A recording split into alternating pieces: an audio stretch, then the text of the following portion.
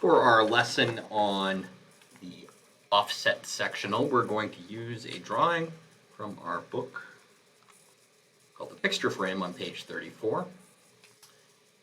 And this is a give or take a rectilinear object. So we're going to go with the top view and with the aligned sectional view, or sorry, the offset sectional view below it, as opposed to going side by side. We're going to go up and down for these ones. We have a C-bore, and we have a bolt center, which we know how to do. We've got a fillet, which we know how to do. And is there anything else strange about this? Oh, sometimes there's arrows pointing to your drawing that just indicate that there's some additional information up here. And this just gives us a little better look at what the end of this piece looks like. So we can use that in combination with what we have here to make sure that we've got all our measurements correct. Your assignment for this one is the jig body. And I just wanted to note something about the jig body. There's a new term here. It's called a spot face. S-face. A spot face is just a very, very small counter bore, and they usually don't dimension how deep it goes. And in this case, they certainly don't. So the inner dimension of the smaller hole is 20 in diameter. 38 is the diameter of the larger hole, but it doesn't tell you how far it goes down. Okay?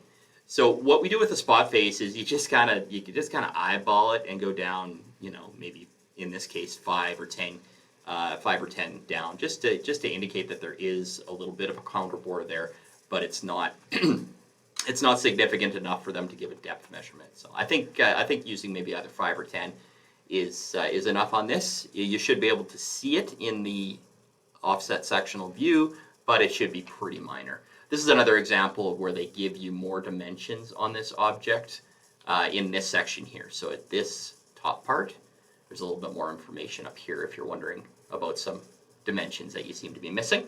And don't forget there are fillets on this one, round fillets, R3, so anything that's a spray painted kind of edge, those should be filleted. And anything that's a hard edge should not be filleted. So you're not going to fillet this one, but you are going to fillet that and the rib portions. And that's about it for that one. Okay, so our demonstration here for the fixture frame. This one makes a good candidate for an offset sectional because you note that there are holes that are offset kind of all over the place here. So if we cut right through the middle, we're going to miss these two holes, we're going to miss these two holes, and we're not going to get a great idea of what's going on there either.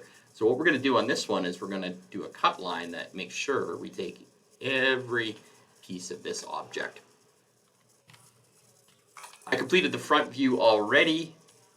We have lots of practice with orthographics, so I didn't feel the need to make you sit through that. And I'm just going to have a look at the top view of the object, which I was able to draw completely. I did not include any of the hidden lines, just the center marks for the circles. This is the first time we've seen a slot, an oval slot.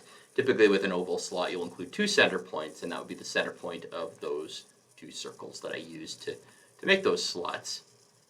So that's what the top view looks like, and we're going to use lines, construction lines that I created on the top view to help us create our section view as well.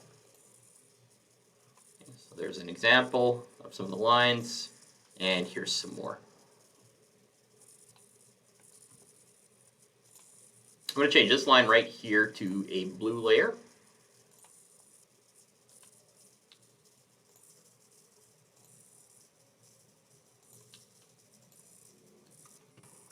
Just to indicate that that is the bottom, that is going to be the ground. And then this very top item I've already measured, I've already offset based on the height of the object. Those are set up, and I'll show you where I got those measurements. I got those measurements from over here, so I knew that this object, the part that sits on the ground, is up 6.5 and then up another 20 for this little area that wraps around, and then up another 6.5. So that's what those 4 lines represent. 1, 2, 3, 4. Now I can start drawing this object. I'm going to treat it like a front view for now, and then we're going to worry about the sectioning in a bit. So let's get sort of the outer shape. This needs to go up, well, 6.5 plus 6.5 is 13, plus 20 is 33. So it's 33 from the very bottom ground to the very top of this object. Now note that it does go up here and then comes back down. So it sits, this part sits on the ground, and this little part at the back sits on the ground, and is 33 in height. So let's just draw that right away. So in front of the object, it'll be 33 straight up, which I've already got marked. And then I believe that this is one solid face all the way to the end of the object. We'll worry about that part that's sticking up in a second. Oh, sorry. Now that I notice it, now that I look a little closer, my measurement of 33 included this gap here, but I noticed that this surface doesn't go up. It goes to there. So what I really should have done, instead of going up 33, I only needed to go up to this line right there, 26 and a half. Okay, now this one will go all the way to the end of the object, which is there, all the way to the ground, and I'll keep that there for now. Now I know that it has a 45-degree fillet here. Now it's odd that that's called a fillet. It's actually not a fillet. I think it's misnamed here. A fillet is a rounded edge. I think what it's referring to is a chamfer. I think there was just a mistake when they made the textbook. When you get a 45-degree angle, it indicates that it's a chamfer, also called a bevel, which means just a straight line from there on an angle 45 degrees to there before it continues on. And this part from here to wherever it hits this rounded part is going to be in the air, so it's not touching the ground. I need to go up at a 45-degree angle, and the length of this is 6.5. So that tells me all I need to know. I can just keep my line tool. And I do need to go 25 to get to the point where I even start. So I'm going to start at the end of the object, move 25 over, just make sure I'm at 0 degrees. And then from there, I need to go at a 45-degree angle. There's 45 right there. And it told me to go exactly 6.5 units. So I'm going 6.5 units. And then I go all the way across until I hit that circular portion. I have a line that's right at the edge of that circular portion. So it's that red line. So that's where I know that I need to continue this line until it's right there. Make sure I got the right line. I do. And then from that point, it hits the ground again because it's part of the circular feature. It goes all the way to here. That's the end of that little circular feature. It goes up and then it goes back out to the edge of the object. Turn my con lines off so you can get a better look at what I did there. All right, so I started here, I went 25 in, then I went at an angle of 45 degrees. Angle 45 degrees, 6.5 in length to move up to the part that's off the ground, and then I moved all the way over until it hit the bottom of this rounded feature here, which is where it hits the ground again. Then I had it go all the way to the end of that circular feature, which is right there. And then I went up and over again. So this section right here doesn't actually go to the ground. It's kind of hanging out a little bit if you notice. It's this part right here that wraps around. Okay. So if you look at the bottom, this part doesn't go all the way to the ground. It kind of goes in and then down to that. I'll draw a line here for now. Oops.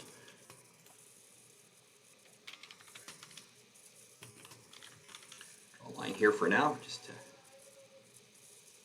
Oh, sorry, that would be from here. And then straight up to there, there.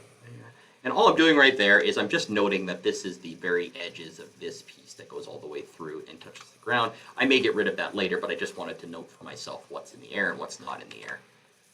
All right, so that went up 6.5, went to there, wrapped all the way around.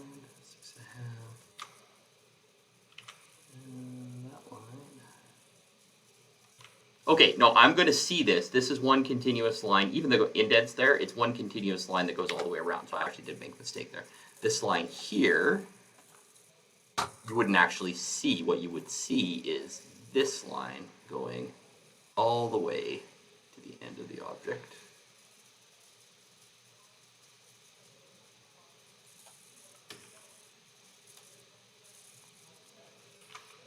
And in fact, it would stick out even a bit further. This plane right here, sorry, just figuring some stuff out here, is that plane. And then we're going to have a part that sticks up from there. This part here. 6.5. All right, so the little bit of an issue with this, and that issue is these lines are parallel, which means they never get closer together. And this face goes all the way to the end of the object, which is this line that I've drawn at the top. However, this line, after it moves up on the 45-degree fillet, it also goes all the way around, but it says on this view over here that there's a gap of 6.5 from the ground to where it hits that piece. And I believe that this line right here is 6.5. Just double check. So that is 6.5, which means that this angle right here, they must have made a mistake. That's the only thing I can think of, because this needs to go here, because that is one solid piece all the way through. It's that piece that goes from here and wraps all the way around, which means that this angular portion here, that 6.5, must be a bad measurement. And sometimes it does happen in the textbook to get bad measurements. So what I'm going to do to correct that is I'm just going to go on a 45-degree angle, because I'm sure about the 45-degree angle part of it. That's very common. And I'm going to go up to where it hits that line of 6.5 off the ground. That's the only thing I can think of that they must have had wrong, because this has to be one solid piece going from the very back of the object and then wrapping all the way around the front. It should never narrow. It does not step down anywhere. This piece right here, you can see these lines are parallel. So I'm thinking that the 6.5 fillet, or maybe this is an older textbook, maybe they've got some alternative method of filleting that I'm not aware of. But the 45 degrees makes sense to me. The 6.5 doesn't make as much sense to me in this context. In any case, this will work fine. This is fixed. Will we see this line up here? It would be a hidden line, but I'm not including hidden lines on my sectional drawing, so I'm not going to include that line. This line right here needs to come down from the top view, so it's from there. However, if I'm cutting this object in half, or if I'm using an offset sectional, I don't think I'm going to see that, so I'm just going to leave it out for now. And this top part here, you can see it sticks out the top, and it's the same dimensions as the one on the bottom, which means I'm just going to take this piece right there. Looks like I've got a little extra chunk there. So I'm going to take those three pieces, and I'm just going to mirror them up based on a center line that runs right there, right through the middle of the object. Just saved me the hassle of measuring everything out again. And boy, I tell you, that this is a real issue of mine here, is that I hit the space bar when I'm mirroring things. I forget to click first. So I got to select the things I'm going to mirror. MI space to select the mirror tool, and then I need to select the line I'm mirroring. There it is. Now I need to do two things. I need to click and I need to hit space bar, and I always forget one of the two. Hopefully you can avoid that error. Okay, so this is the part that sticks out the top, and it sticks out higher than any of the rest of this material. And as you can see, it does there. Okay, interior features. Now, where are we going to cut this? This object is going to be an offset sectional, so I basically want to try to get all of the features. I'm not going to step down here to go through this hole, because I've got one that's identical right there. So if I'm going to make a cut line for this one, and I believe I did it in purple for the last drawing, which may have been a mistake. Actually, I did it in yellow. I changed it. I'll keep con line 5. I don't use that for much. And then I'll draw the line and I'll make it yellow. So my cut line is going to go into my object. And you know what? I might as well go into the object down here, because that's the first thing I'm going to cut through. So I'm going to cut through that hole. I'm going to move up to the middle. Make sure I'm in the middle here. Then I'm going to cut through the middle of this. Clearly missed the middle there.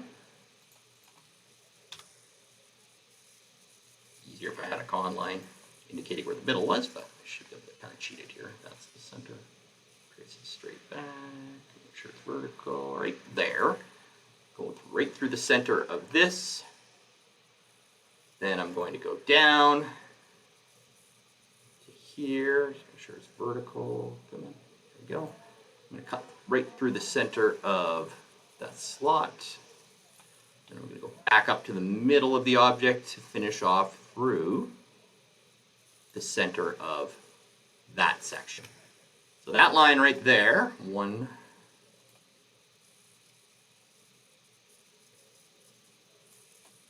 2, 3, 4, 5.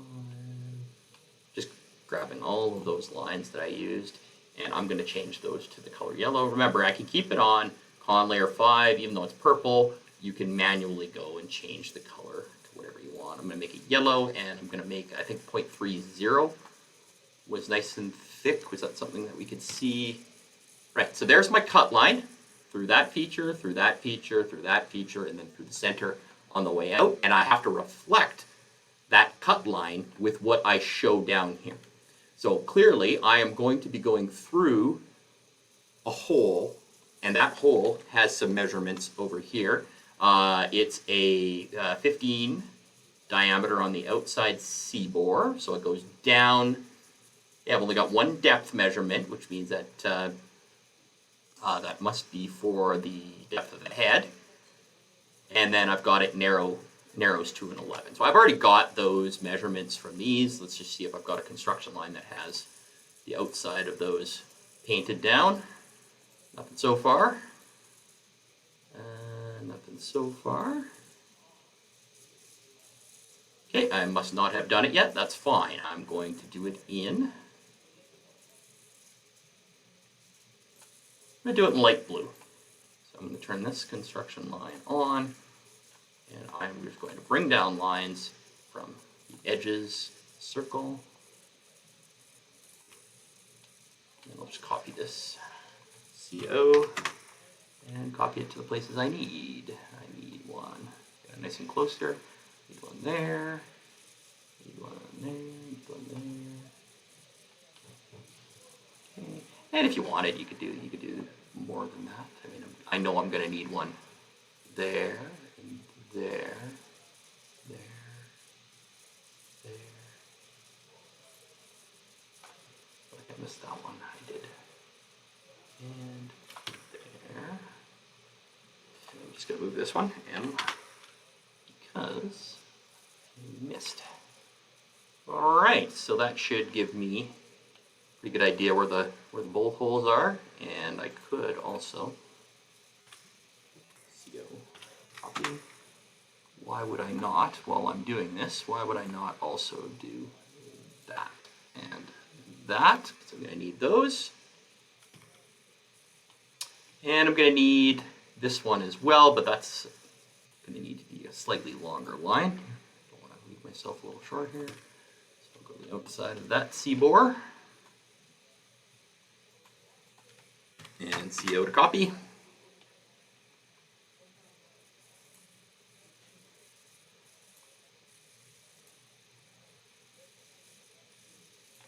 All right, so I've got the locations of all of those counter bores. It looks a little complicated right now, but there's far enough spaced. They're spaced far enough apart. I don't think it'll be a big issue. Okay, if I remember correctly, these go down 10. So 10 deep, which means it starts here, goes down 10, and then narrows into the threaded section. So I'll start at the edge of the hole. I need to go down exactly 10, so make sure I'm vertical, go down 10. Then I go to the narrow, go into the narrow section, and then because I don't have a second depth, I have to assume it goes right to the bottom of the object. And then I'll do the same thing on the other side. So it starts here, goes down 10, narrows down to the bottom. I'm also going to include the line that indicates where the head is across. So there is our first counter bore hole, and it doesn't match any of the others that I'm cutting through, so I can't copy or paste that or do anything else with it. So let's just move on to the next counter bore, and let's see what we've got here. We've got 19.5 inner diameter, I've got a 37 outer diameter, and I've got a 7 deep. So I've only got one depth reading, which means that, again, that center bore must go all the way through the object, otherwise they would have given us 2 depth readings. I already have the outsides of these circles, so all I need to do is make sure I bring it down 7 to indicate the depth. Exact same process as with the other one. Line tool, outer edge, down 7 that they asked for, so that's 7. Then narrows to the inner circle, and then all the way out the bottom of the object. Keep in mind the bottom of the object is there, right? This part's off the ground. Same thing on the other side. So it's down 7. Narrows. I'll just bring it all the way across because I know I need to anyway. And then from the narrow section, right down to the bottom of the object, and that should take care of that. This larger hole. These 2 slots here, they're just drilled right through, so those are nice and easy to dimension. As long as we've got the edges, we do. There they are right there. It goes right through this, so there's really only one thing to do, and that is to draw a straight line down there. And one more for the other edge of the slot. There you go. Takes care of the slots, or the slot. This is the one we cut through. And then we need that circle, that hole, that hole, that hole. This looks like there's no counter boring. These are just straight holes. We've already got the outside dimensions of this. We've already got the outside dimensions of this, so we can just use what we've got here. Okay, so we need to go there, and then in those other 4 spots. Basically everywhere we've got a line, and these all go through the thicker section, so they're going to go right through this, all the way through to the ground. So this is all done for us already. We just need to go from there all the way to the ground. And then I'll copy that line over because they're all the exact same height. So I'll take that line and I'll CO. I will grab it from the top when I'm copying it. And then I need one there, I need one there, I need one there, and there. All right, let's turn off our construction lines and let's just see what we've got so far. All right, got a bit of a mess here, but that is not a problem. I'm pretty confident in the way that things are set up. And those the slot. Okay, so let's see what this thing would look like when we cut it in half. Okay, we're gonna have solid metal from here until we hit the first counterport. So we know that this is going to be hatched. So I'm going to select my hatch tool. I know that's going to be hatched right there. And then we've got solid material between here and then where we start this bore. So that's going to be hatched as well. Same thing on the other side of that big counterbore. This is all just going to be solid material until I hit that. So this part's going to be hatched. The other side of this is going to be hatched. All right, now the holes aren't going to be hatched, but everything that's not a hole is going to be hatched. So I'm going to hatch right up until that circle, which I've done, and then I'm going to hatch between that circle and the middle one, which is there. And then the same thing on the other side. I'm going to need to hatch there, and I think I'm missing one line. I feel like there should be one more line from here down. All right, so I'm just going to hatch that for now. And then I'm going to draw in that line that I missed. Clearly, I missed this edge of this circle because I do not see it down there. So that should be down there. I'm just going to shorten that line.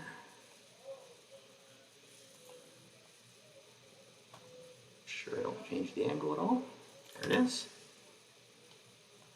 It's good, and now this part needs to be hatched as well. Finish up hatching that part, and then we'll worry about changing the hatch. Okay. Yeah, I think that's okay. Once again, super ugly hatch, so I'll just select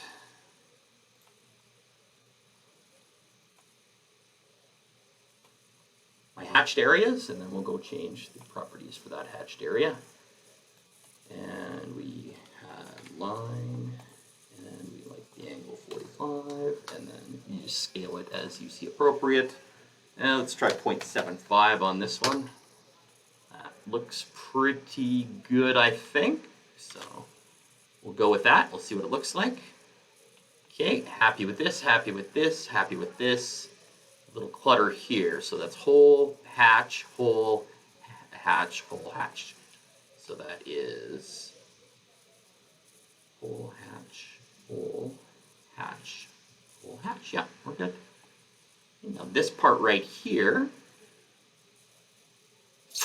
just debating on whether I should leave this looking the way it is, and I think I have to because this needs to indicate that there is a borehole there, and that there is another borehole here and another borehole there. And I don't think I want to hatch these areas because it gives the indication that it's at the same sort of depth as this one.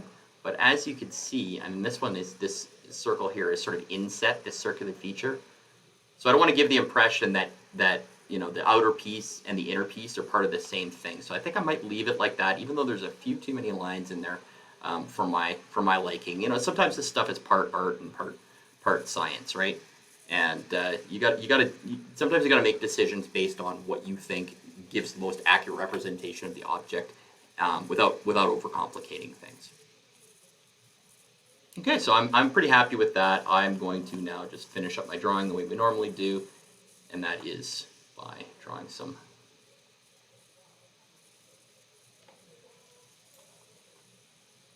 center lines for all the holes.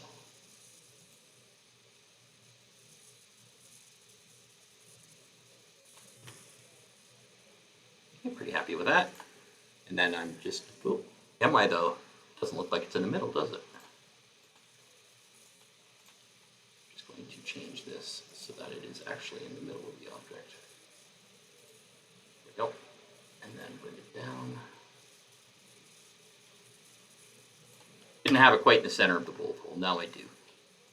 So I'm just going to take this guy and then I'm just going to copy it to the centers of all the other holes. I'm going to grab it from there. And let's see, where's the center of... See, that's clearly not the center of the hole, so I must have actually 2 lines there. And do I have anything indicating the center of this one? I don't think I do. Okay, so I'm going to need a couple construction lines. There was something kind of wonky going. Oh, there we go, that's why. So if I extend this line to here, and 2 line chunks together there instead of having just one. So now if I grab this and copy it, now I should have a center in this middle portion here. There we go, that's actually the center. Okay, now, because this is the narrow section, notice how it's sticking out more top and the bottom, so I'll just shorten this bottom part so that it matches top. And then I will copy that over for the other slots. So remember, we don't want the center of this slot. We want there's two representations of the center. And I'm tracing it all the way from the top view, which is a bit tough to be honest with you, but you got a steady enough mouse hand, you can do it. There we go. Right there. And then these ones, I'm going to go back to the original. It's a little longer.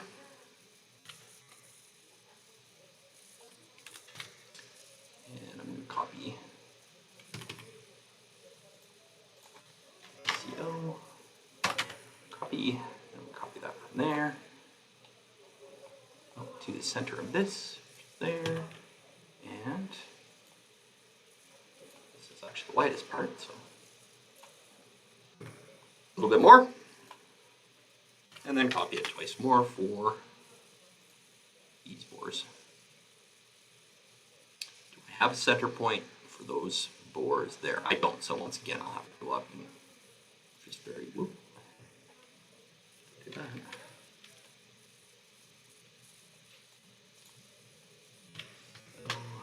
Copy it from the intersection. You know what, I'm just going to copy it right from the middle of the object.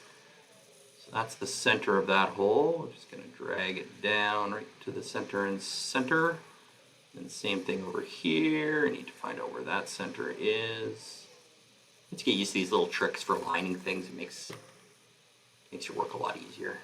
All right, so I've got 1, 2, 3, 4, 5, 6, 7 center marks I need. 1, 2, 3, 4, 5, 6, 7.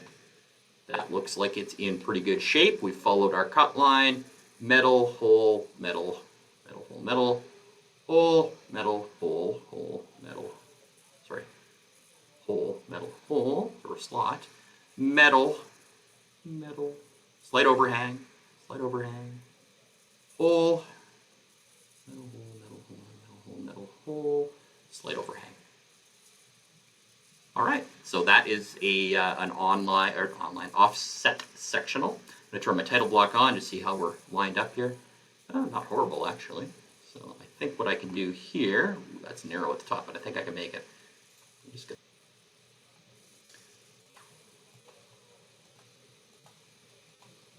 And there it is. Offset sectional for fixture frame. Save it up. As always, if you got any questions, please let me know.